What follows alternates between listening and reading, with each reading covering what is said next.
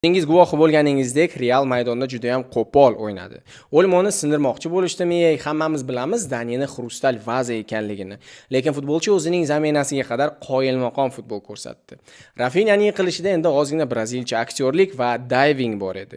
Buni ko'pchilik mikroskopsiz ham ko'rdi. Endi agar Raul Rafaga tegib ketgan bo'lsa ham bunday kichik epizodlarda penalti berilmaydi. Bu endi tushunarli holat. Lekin mening tushunmaganim Rudiger Ferranni ushlab turib, top Madrid futbolchisidan 2 kilometr uzoqda joylashganda Ferranni oyog'iga, qaytaraman, to'pga emas, futbolchini oyog'iga tepganini negadir uchrashuv bosh hakami ko'zlarini yonidan o'tkazib yubordi. Endi gap so'z yo'q. Klassiko his-hayajonlar Solijon Sharif bilan kosmosga uchaman deb turibdi, lekin 2-2 hisobida Real futbolchilarini eplab bo'lmay qoldi.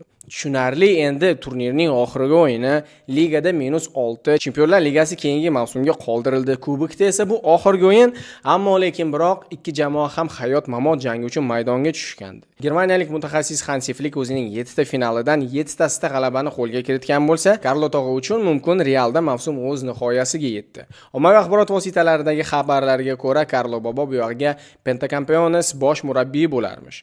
Qirollik klubiga esa Zayniddin Tog'a, Klopp va Xabi Alonsolarni unashtirishyapti. Siz Madrid bosh murabbiy o'rnida kimni ko'rishni xohlagan bo'lardingiz? Fikrlarni albatta kommentariyalarda yozib qoldiring.